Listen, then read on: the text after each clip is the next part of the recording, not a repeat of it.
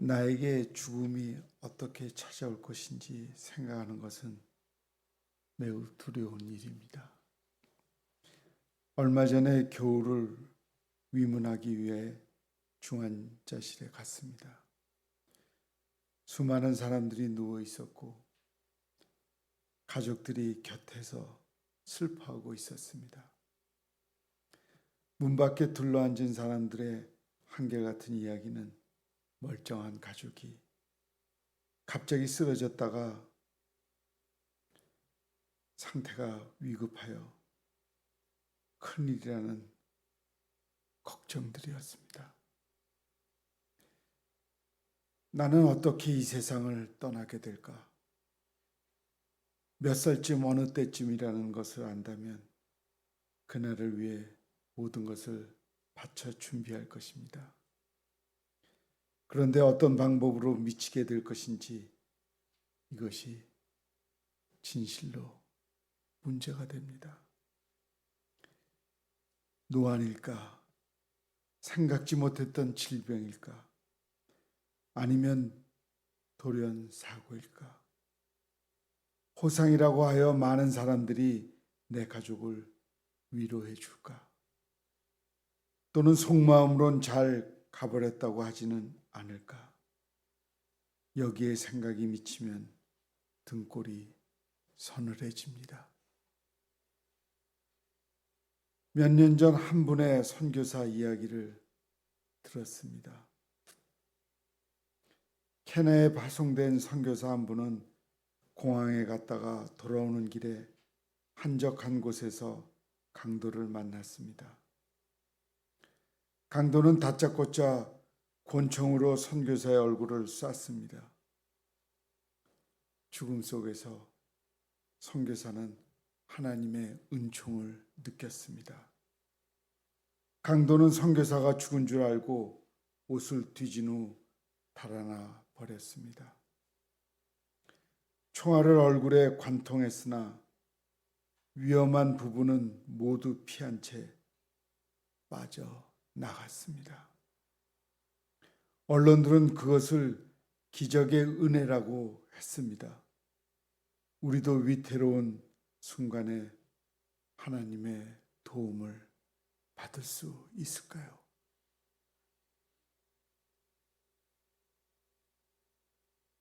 얼마 전 미국에서 살던 여동생이 저희 집에 오게 되었습니다. 매우 반가워서 동생을 맞이하게 됐습니다. 그런데 동생을 보면서 저희 어머니가 생각났습니다. 어머니의 사랑과 좋은 기억들이 많이 있지만 모두 지난 일이며 참으로 아쉬움이 많이 남습니다. 고인이 된 어머니의 모습은 천국에서 다시 만날 그때를 기다리게 합니다. 그리스도께서 다시 오시는 그날이 되면 죽은 자들이 일어납니다. 예수님이 부활의 첫 열매가 되셨다는 말씀에 따라 그리스도를 믿는 성도들이 일어나게 됩니다. 하늘의 소리가 울리고 죽은 자들이 다시 일어나는 모습을 상상해 보십시오. 얼마나 놀라운 일이겠습니까? 오래전에 죽은 썩어버린 몸은 어떻게 됐겠습니까? 불에 타 죽은 사람이나 화장을 해버린 사람은 어떻게 될까요? 찾지 못한 죽음이나 불구가 된 시신은 또 어떻게 해야 할 것인가요? 여러 의문이 있겠으나 아무 염려 마십시오. 다시 일으키시는 분은 우리에게 생명을 주신 분이고 천지 만물을 말씀 하나로 창조하신 하나님이십니다. 모두 걱정을 마십시오. 나팔 소리는 모든 사람에게 들릴 만큼 큽니다. 일어나야 하는 죽음은 다 일어나도록 하나님께서 만드셨습니다. 분명코 먼저 일어나는 모습을 우리는 보게 됩니다. 다음으로 살아남은 자들이 구름 속으로 들려 올라갑니다. 그때는 살아있는 사람의 몸도 지금처럼 능력이 제한된 몸이 아닙니다. 올라가는 성도들의 몸은 그리스도와 함께 연합될 것이기 때문에 무거워 올라가지 못한다든지 아파서 갈 수 없는 일은 일어나지 않습니다. 주님께서는 살아있는 성도들을 지금 마련하고 계시는 처소로 데려가십니다. 그곳에서 변화된 몸으로 주님과 함께 영원히 삽니다. 얼마나 은혜로운 일이겠습니까? 기독교 초기의 명설교자 크리소스톰은 본문을 가지고 친구들의 죽음에 대한 지나친 애통이라는 설교를 남겼습니다. 황금의 입이라는 별명을 가진 그가 죽음과 재림을 어떻게 선포하고 있는가를 다시 들어보면서 황금보다 더한 소망을 간직하기로 합시다. 죽은 자는 썩어서 먼지와 재로 변합니다. 그러면 다음에는 어떤 일이 있습니까? 바로 이 일 때문에 우리는 즐거워할 수 있습니다.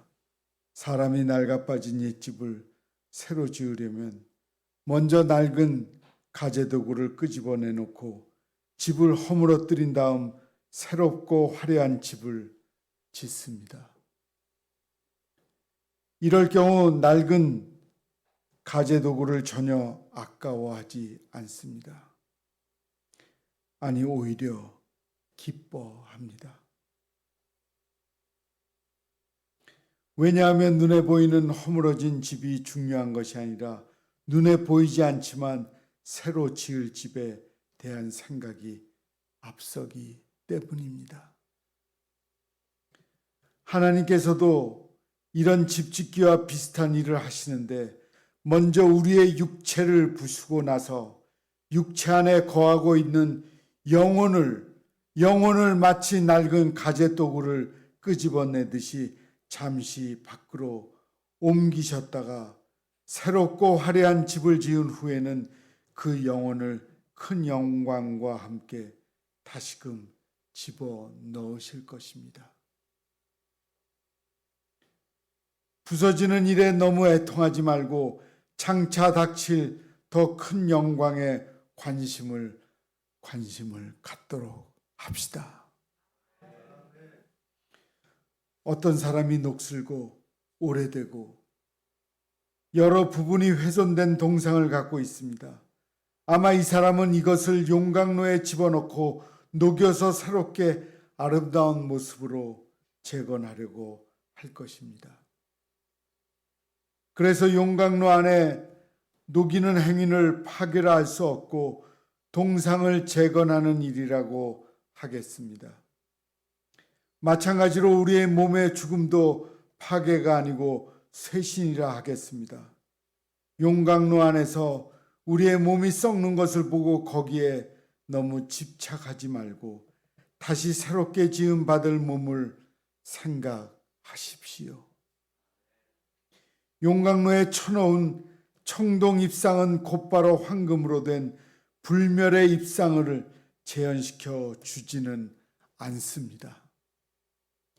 그러나 하나님은 흙으로 지음받은 우리의 썩어질 육체 속에 황금빛 찬란한 불멸의 동상을 재건해 놓습니다. 흙은 썩고 멸하는 우리의 육체를 받아서 썩지 않고 멸하지 않을 몸을 만들어 줍니다. 그렇습니다. 성도 여러분, 눈이 감기고 말도 못하는 차디찬 시신만을 볼 것이 아니라 말할 수 없이 영광스러운 몸을 받은 부활의 그리스도를 보고서 현재의 절망 대신 미래의 소망을 보십시오.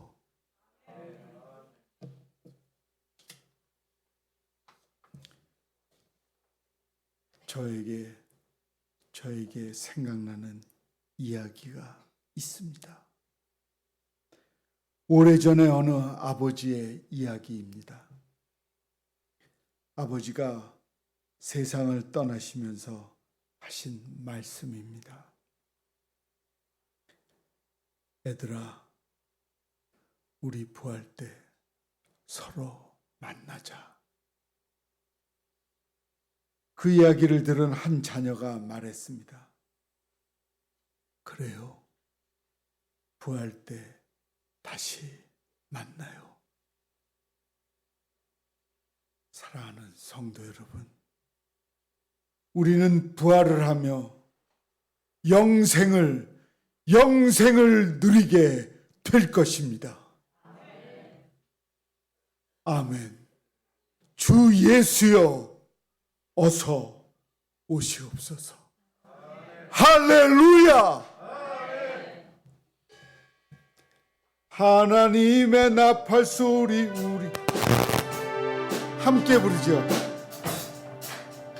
하나님의 나팔 소리 전지 신동할 때에 예수 영광 중에 구름 타시고 전사들을 세계 만국 모든 곳에 보내어 구원받은 성도들을 모으니 나팔 불 때 나팔 불 때 나팔 불 때 부를 때에 잔치 참여하겠네. 무덤 속에 잠자 걷자 그때 다시 일어나 영화로운 부활 승리 얻으리. 주가 택한 모든 백성 택한 모든 성도 무릎 타고 올라가 공중에서 주의 얼굴 배우리. 나팔 불 때 나팔 불 때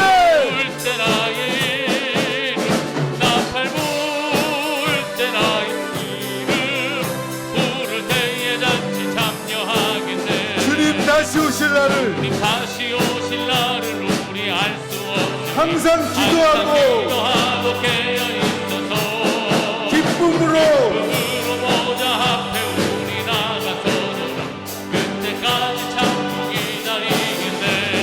나팔 불 때 나의 나팔 불 때 나의 나팔 불 때 때 나의 이름 부를 때에 잔치 참여하겠네. 나팔 불 때 때 나의 나팔 불 때 때 나의 때 나의 이름 부를 때에 잔치 참여하겠네. 기도하겠습니다. 하나님, 우리는 죽었다가 부활을 하는 그리스도인들입니다.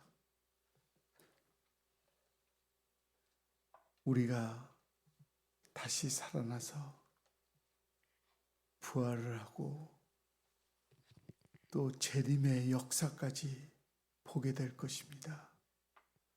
그 진리를 잊지 말고 가슴에 새기며 항상 기억 속에 살아있게 하옵소서. 예수님의 이름으로 기도합니다. 아멘.